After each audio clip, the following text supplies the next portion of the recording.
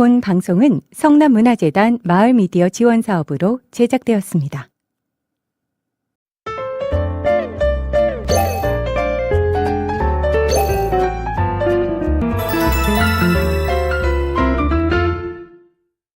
안녕하세요. 식물과 자연의 이야기를 전해드리는 그린 성남의 진행자 이주영입니다. 8월의 마지막 끝자락 바쁜 일상을 달려오느라 몸도 마음도 조금씩 지치고 나른해지기 쉬운 시기입니다. 반복되는 일상 속에서 잠시 숨을 고르고 나를 돌아보는 시간이 필요한 순간인데요. 그래서 오늘 그린 성남에서는 여러분의 지친 일상에 깊은 숨과 생기를 불어넣어줄 특별한 주제를 준비했습니다. 바로 초록의 치유입니다. 우리가 숲에 들어섰을 때 느끼는 그 상쾌함과 마음의 평온함은 단순히 기분 탓일까요? 아니면 과학적으로 증명된 자연의 선물일까요? 오늘 숲이 주는 치유의 비밀부터 시작해서 숲을 즐기는 방법까지 알찬 정보로 가득 채워드릴 테니까 편안한 마음으로 끝까지 함께 해주시길 바랍니다. 여러분 혹시 이런 경험 있으신가요? 하루 종일 컴퓨터 화면을 보고 휴대폰을 들여다보고 사람들과 이야기를 나누다가 퇴근할 때쯤 되면 그냥 조용한 곳에 가고 싶어집니다. 누가 말을 걸지 않았으면 좋겠고 휴대폰 알림도 잠시 꺼놓고 싶고요. 그런데 이상하게 그럴 때 떠오르는 장소가 있죠. 바로 숲입니다. 나무가 많은 곳에 가서 천천히 걷고 싶고 바람 소리를 듣고 싶고 아무 생각 없이 한참 앉아있고 싶어집니다. 먼저 아주 간단한 상상을 한번 해볼까요? 지금 여러분 앞에 숲길이 하나 있습니다. 나무가 양쪽에 서 있고요. 햇빛이 나뭇잎 사이로 들어옵니다. 바람이 불 때마다 잎사귀가 살짝 흔들립니다.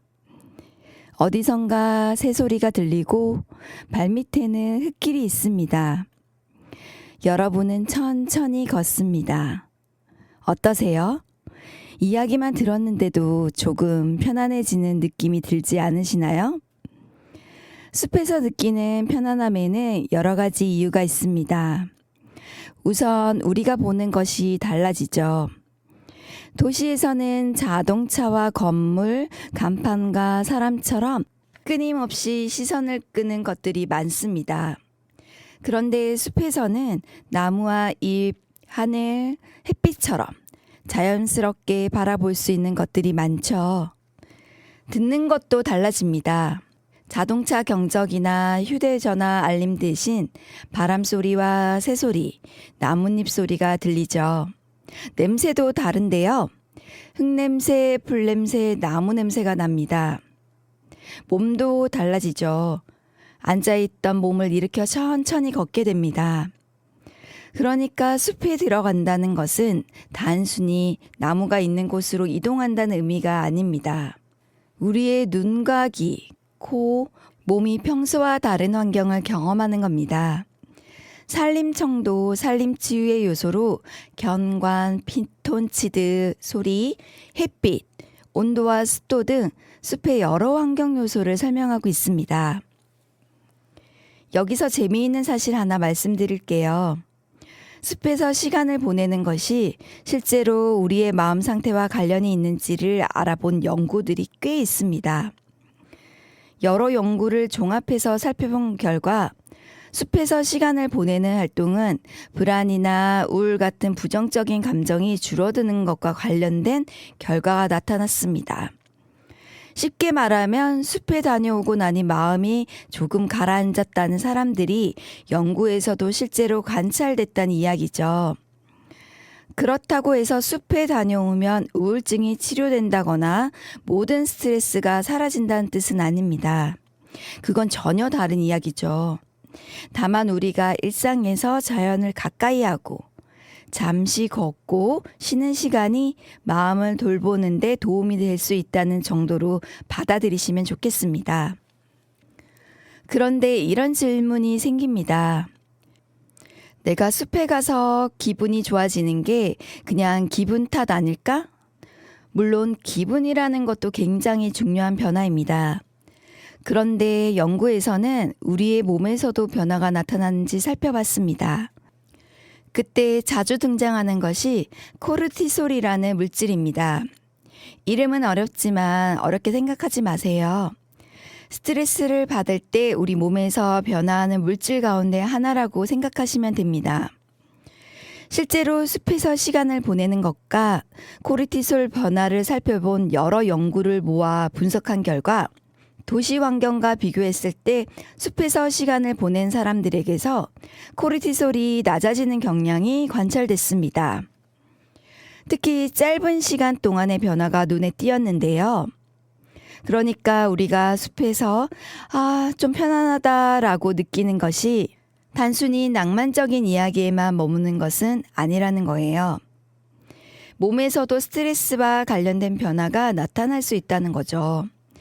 다만 연구자들도 모든 사람에게 똑같은 효과가 나타난다고 말하진 않습니다. 숲의 종류도 다르고 걷는 시간도 다르고 사람의 상태도 다르기 때문입니다.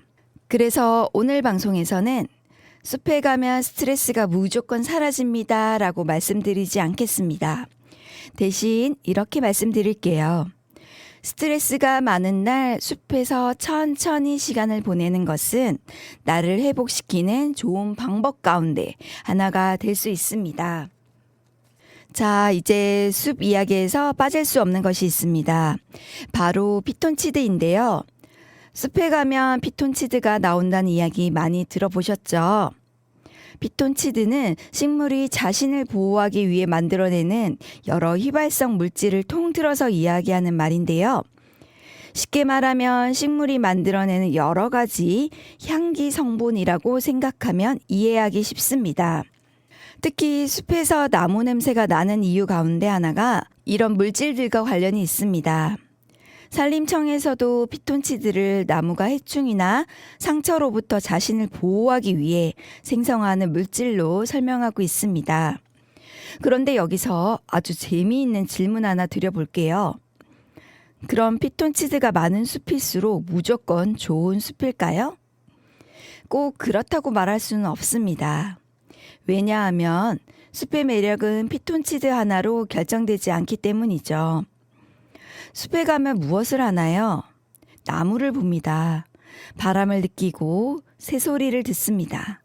흙길을 걷고 햇빛과 그늘의 차이도 느끼죠. 그리고 도시에서 잠시 벗어납니다. 이 모든 것이 한꺼번에 경험되는 거죠.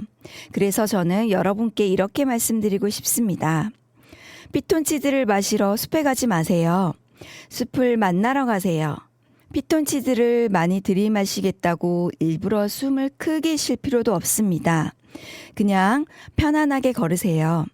그러다가 솔향기가 느껴지면 좋다 하고 느껴보세요.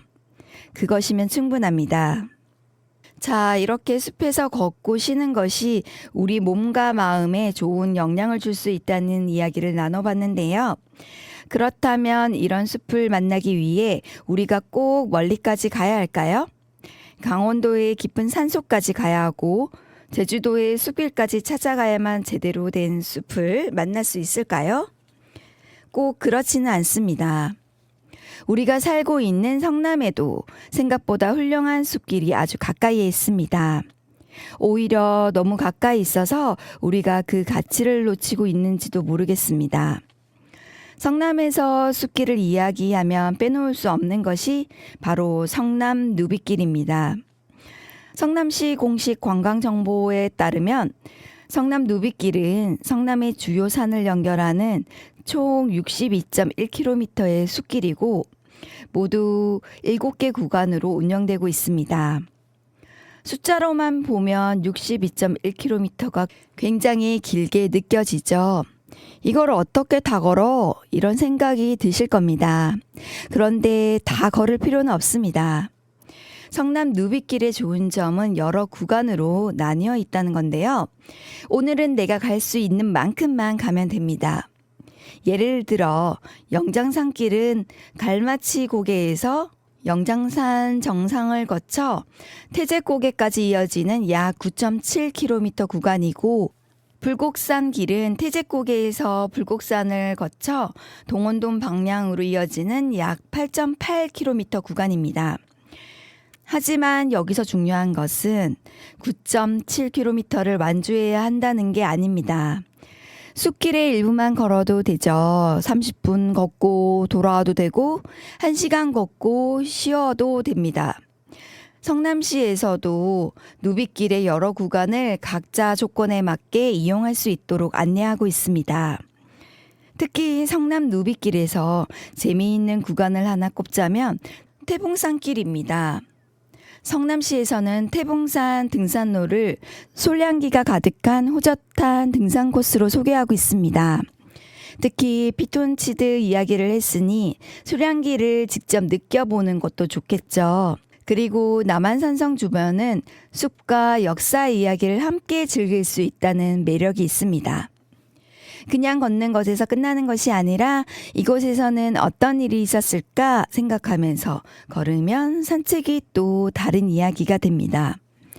8월 말 아직 한낮에는 덥습니다. 그래서 지금 숲길을 걸으신다면 몇 가지 꼭 기억해 하셔야 합니다. 첫 번째는 시간입니다. 가능하면 가장 뜨거운 한낮을 피하세요. 아침이나 해가 기울기 시작하는 시간대가 훨씬 걷기 편합니다. 두 번째는 물입니다. 숲이라고 해서 탈수가 안 되는 것은 아닙니다. 물을 꼭 챙겨서 가시길 바랄게요. 세 번째는 신발입니다. 숲길은 아스팔트 길과 다릅니다. 돌도 있고 나무 뿌리도 있고 경사진 곳도 있습니다. 바닥이 젖으면 더 미끄러워질 수 있습니다.